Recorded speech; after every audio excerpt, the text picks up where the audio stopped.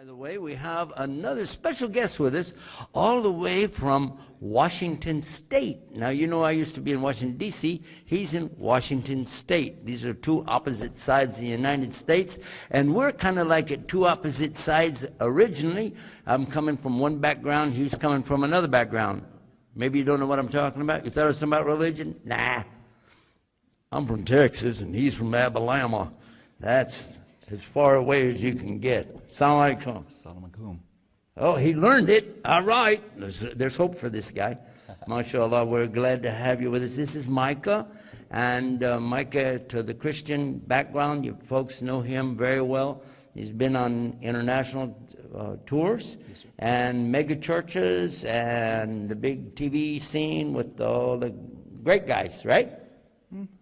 Yeah, they're really good ones. Yes. And he's joined us to help us get a message across to Muslims and to Christians about how we can work together for a better future for all of us here in America. I remember that when I would watch the video, I had come home from the hospital and I just had my last dose of chemotherapy. I didn't know what to do with anything. I watched all the videos.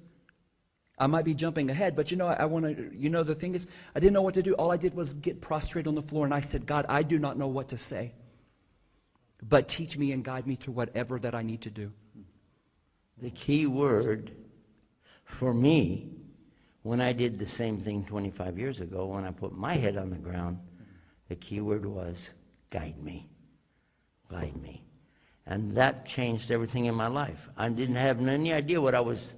The magnitude of what you say when you say Edina, when you say that with sincerity, you do not understand that this is more than just a key. This is something that's going to blow the hinges off the doors and, as we say in Texas, Katie, bar the door. Oh, exactly. Because it's coming. It's big time. And that's what happened to me, and that's what's happened to our brother Micah here. I got here on Tuesday, and you know, one of the things that I really liked about this, I was never pushed. And I asked him when we were riding in the car, when are you going to allow me to do Shahada? Well, when do you want to? I want to do it right now. And when I spoke to my son, he said, Dad, I want to do Shahada. I said, well, when do you want to do it? He said, I do not want to leave the airport until I do it. So when he gets here, that's what he wants to do. My son's traveled with me all over the world. He's seen things. He's watched things. And, you know, I told him already on the Facebook and everything, we're getting things, people writing and everything like this. But I want to tell you something. One of the things that I know, coming from a Christian world, I never realized what true forgiveness from God was. Until now. I never understood it until now. Allahu Akbar.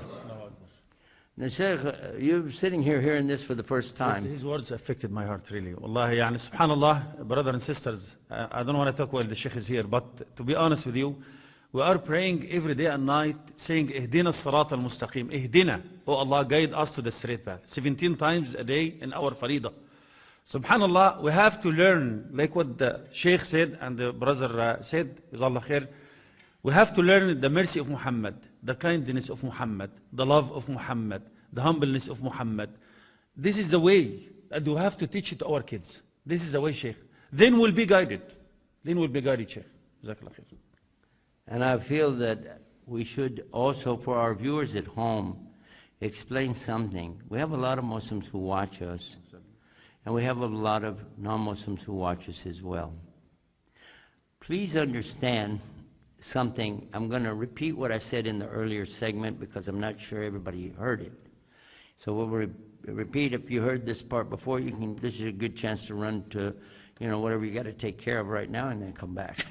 But the word Islam does not translate into English language.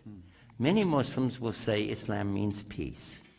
And I won't deny that it infers that there is something in Islam that will bring peace, but that is not the meaning of the word itself. We never say Islam alaikum. We would never say that because it doesn't make any sense. We would say to you salam, which is from the same root. We would say ma salama, which is from the same root. Istaslim, salaman, salamu. Many words coming from this same root. But what is this Islam? It's the noun from a verb. The verb is aslama.